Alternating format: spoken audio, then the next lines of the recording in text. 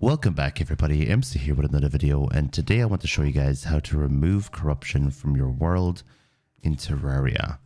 So in order to do that, you need to have the Steampunker. The Steampunker is an NPC that is available after you kill one of the mechanical bosses. And the Steampunker will sell the Clentaminator and green solution. So as you can see, I have the Steampunker here. It's the person in the top hat. And you don't need to have her in the jungle, but in this instance, I have her in the jungle with the merchant. So you need to go into her inventory, obviously, and you need to pick up the Clentaminator and green solution. Now, the Clentaminator is quite expensive, 3 platinum, and that's in an expert world, just to be sure you know the difference. It'll be probably more expensive in a master world, and it might be a little bit cheaper in a non-expert world. So buy yourself some green solution and use it as an ammo. She also sells other solutions, but it's the green solution we're going to be looking for. And this is probably the more expensive way to remove corruption from your world. So I highly recommend controlling the spread of corruption. I have a video on how you can control the spread or stop the spread of corruption in the first place. But if your corruption gets out of hand and you're in hard mode, after you kill one of the mech bosses and you have enough platinum, I recommend this strategy. So pretty much I have the jungle here, as you can see, and I'm going to be moving over to a corrupted area. And all you got to do is simply use the Clentaminator on the corrupted area to turn it into its previous biome. And as you can see, the corruption is very close to the jungle here, so it's a bit dangerous. I want to get rid of some of this right away. So you just start spraying. Now you can spray away, you don't need to be conservative, but just so you know, it is quite expensive to buy lots of green dyes. So if you have a very large area, maybe tap left click instead of holding it down like I am here. As you can see, you can bring back some of the desert from the corruption. The problem with corruption, however, is it goes down underground. As you can see, the walls are corrupted. And that's actually how corruption spreads. So if you don't take care of the corrupted walls underneath the corrupted area that you're trying to remove, the corruption will just come back again. So you really need to go down and get rid of the corruption from below. Now, technically, the area that I'm in on the left is a designated corrupted area. So you probably won't ever be able to get rid of corruption fully from there. I'd be very surprised. Well, I suppose you could get it to a certain point. There is an achievement for getting rid of corruption after all, but it would take a long time.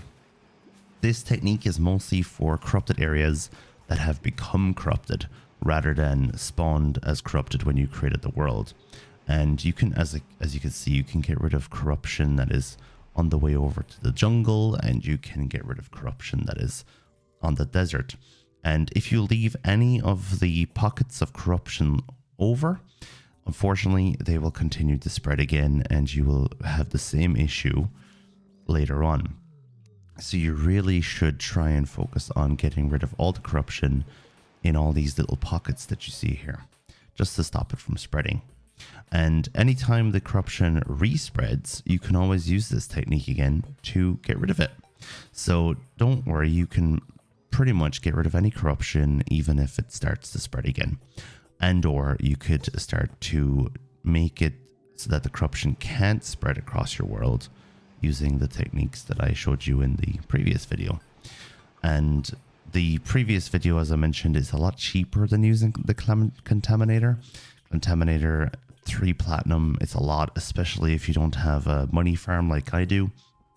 And if you don't use money farms, if you're just having a normal playthrough.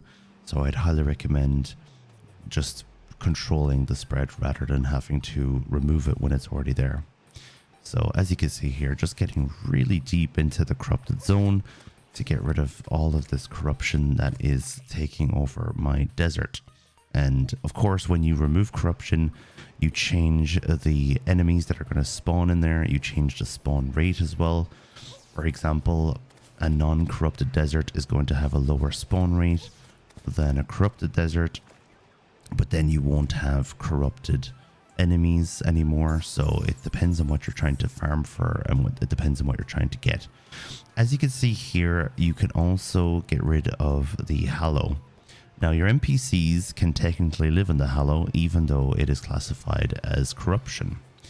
And oh yeah, this technique works on Crimson as well, of course. It works on all different types.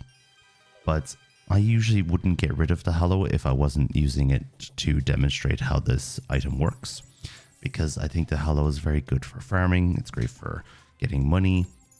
You can get holy arrows from here. You can get the blessed apple from the unicorns. It's pretty useful to keep the Hallow. But if you ever did want to get rid of the Hallow, as you can see, just the exact same thing again. You can take it out from pretty much the root cause of the Hallow. And one thing you can't get rid of is Pearlstone blocks, as you can see there. And you can't get rid of the crystal shards either, which is technically a good thing because you want the crystal shards. But just so you know, crystal shards are exempt from this.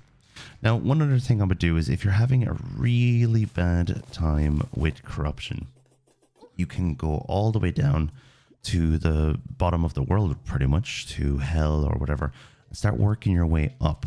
If you see any corruption from the hell area up, then you get rid of that with the Clentaminator too. Now, corruption doesn't usually spread all the way down this far. Obviously, you can have corrupted mud blocks and so down here. And when you get corrupted mud blocks and or corrupted stone down here, you can get some free items. For example, Deathweed can spawn in hell if you have corrupted blocks on your hell bridge. But in general, the blocks around here don't tend to become corrupted, so a lot of your corruption spread isn't really coming from this part of your world. Anyway, let me know guys what you think of today's video. Let me know if you're having any issues with the corruption or the Crimson or the Hallow, and let me know how you got rid of it. If you have any questions for me, of course, I am going to be in the comment section, so leave a comment if you have anything you want to know. This works, as far as I know, on all versions of the game from console to PC, so you shouldn't have to worry about any of that. I'm pretty sure the minor changes or differences would be the price of the Clentaminator itself. So thank you very much for watching today's video. It was fun to show you guys how to get rid of corruption in your world and how to stop it from spreading. And let me know once again, leave a like, and I'll see you guys in the next video. Enjoy your day, and bye-bye.